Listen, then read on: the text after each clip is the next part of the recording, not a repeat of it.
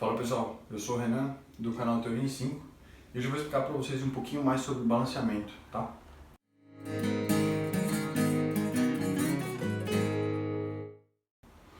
Bom, então para falar sobre balanceamento, o primeiro passo é fazer uma revisão sobre lei de Lavoisier e lei de Proust, tá? Bom, Lavoisier disse que na natureza nada se cria, nada se perde, tudo se transforma, né? Então ele falou sobre a conservação de massas. Isso quer dizer, em termos de reação, que todos os átomos que existem do lado dos reagentes vão continuar existindo do lado dos produtos, ou seja, depois que a reação acontecer, tá?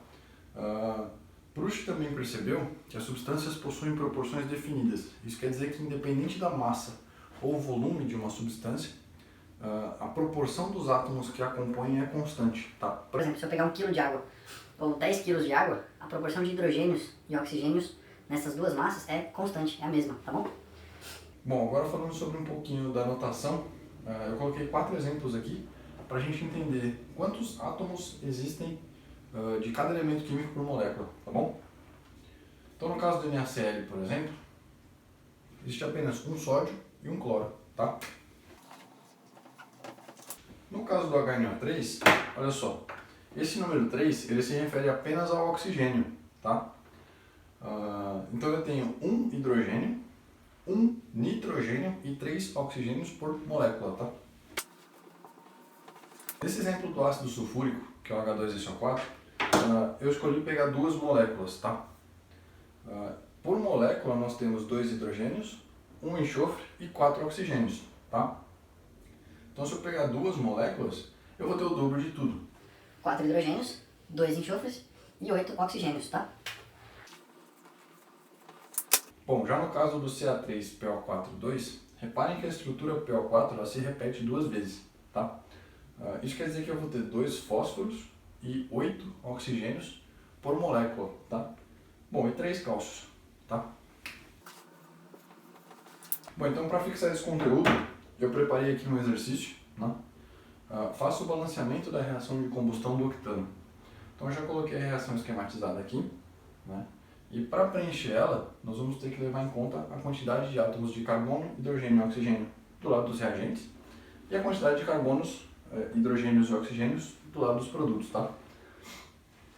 Então uma boa maneira de começar preenchendo esse exercício é colocar um na molécula que parece ser a mais complexa, que parece ser maior, tá? Que nesse caso é o C8H18.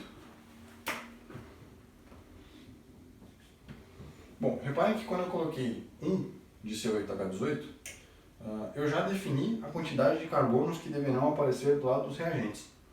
Por quê? Porque nenhum outro reagente contém carbono e acabei definindo também a quantidade de hidrogênios que vão aparecer do lado dos reagentes, tá? Portanto, são 8 carbonos e 18 hidrogênios. Isso quer dizer que do lado dos produtos também deverão aparecer 8 carbonos e 18 hidrogênios. Então eu preciso pensar em quais são os coeficientes que devem aparecer na frente das moléculas de CO2 e H2O para satisfazer essa condição, né? Para satisfazer essa quantidade, tá? Então, como existe apenas um átomo de carbono por molécula de CO2, o número que eu preciso colocar na frente para fazer aparecer 8 átomos de carbono lá dos produtos é justamente o número 8, tá? Bom, já no caso do H2O, eu preciso fazer aparecer 18 hidrogênios, né? Só que existem 2 hidrogênios por molécula de água. Isso quer dizer que, se eu colocar 18 aqui, por exemplo, né, eu vou estar colocando 36 átomos de hidrogênios do lado dos produtos. Portanto, o número correto ali é 9, tá?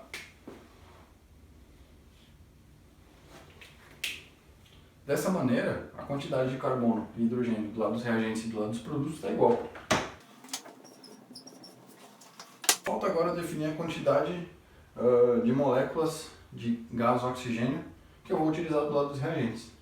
Mas reparem que para isso, eu já determinei a quantidade de moléculas de oxigênio do lado dos produtos. Olha só, são 8 vezes 2, 16 átomos de carbono do lado dos produtos, com mais de carbono não, né? De oxigênio, né, pô? Bom, então agora falta apenas eu definir a quantidade de moléculas de gás oxigênio que tem que aparecer do lado dos reagentes. Só que quando eu defini esse coeficiente 8 e 9, eu já acabei determinando a quantidade de oxigênios do lado dos produtos, tá? Bom, nas moléculas de CO2 apareceram 16 oxigênios, tá? E nas moléculas de água, apenas 9, dando um total de 25. Portanto, eu também preciso fazer aparecer 25 oxigênios do lado dos reagentes, tá legal? Só que os oxigênios vêm aos pares aqui, né? Então o número correto a se colocar aqui seria 12,5, ou 25 sobre 2, tá? É interessante mencionar a maneira correta de se ler essa reação, né? Por quê? Justamente porque surge a dúvida de que, será que eu posso colocar coeficientes fracionários na frente das substâncias? Então, eu posso porque, na verdade, isso aqui não é uma molécula de CO8H18. A maneira correta de se ler essa fórmula, essa reação, é 1 mol de moléculas de CO8H18 mais 25 sobre 2 mols de moléculas de gás oxigênio mais 8 mols de moléculas de CO2 mais 9 mols de moléculas de H2O. Tá? Então, como é mol, eu consigo colocar expoentes, coeficientes fracionários, tá? Se você não viu o vídeo de mol do Murilo ainda, procure ele aqui no canal, dá uma olhada e volta aqui para assistir a aula, tá? Então agora eu consegui realmente empatar a quantidade de oxigênios do lado dos reagentes e do lado dos produtos. Bom pessoal, se vocês tiverem alguma dúvida a respeito do vídeo, comentem ou mandem pra gente no direct, tá legal? Valeu!